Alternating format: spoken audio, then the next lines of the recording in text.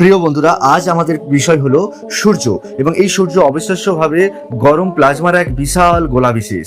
কঠিন পদার্থ এখানে নেই বললেই চলে, অর্থাৎ ইহাতে পৃথিবীর ন্যায় বিশেষ কোনো কঠিন পদার্থ নেই। এই জন্য ইহা পুরোপুরি হিলিয়াম এবং হাইড্রোজেন দ্বারা তৈরি এবং আস্তরণ দ্বারা তৈরি। এই জন্য সূর্যের পৃষ্ঠকে প্রথম দৃশ্যমান বাইরের পৃষ্ঠ মানা হয়, যাকে আমরা ফটোস্ফিয়ার বলে থাকি। এটি 5500 ডিগ্রি সেলসিয়াসের উপরও ঝলসানো তাপমাত্রা পর্যন্ত হতে পারে, যা একটি হিরেকে গোলানোর পক্ষে যথেষ্ট।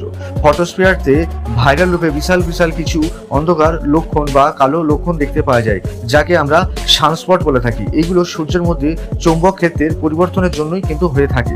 এখানে চৌম্বক ক্ষেত্র খুব সক্রিয় হয়, যা সাধারণত ক্রসিংয়ে ধ্বংসপ্রাপ্ত হয় এবং বারবার পুনর্গঠিত হয়। এবং এখানে শক্তির এক বিশাল বিস্ফোরণ হয়, যাকে সোলার ফ্লেয়ার বলা হয়, যা দ্রুত গতিতে মহাবিশ্বে বিস্ফোরণ ঘটায়। এবং এই ধরনের ভিডিও আপনারা পেতে চাইলে প্লিজ চ্যানেলটি লাইক, শেয়ার এবং সাবস্ক্রাইব করে দেবেন। আপনাদের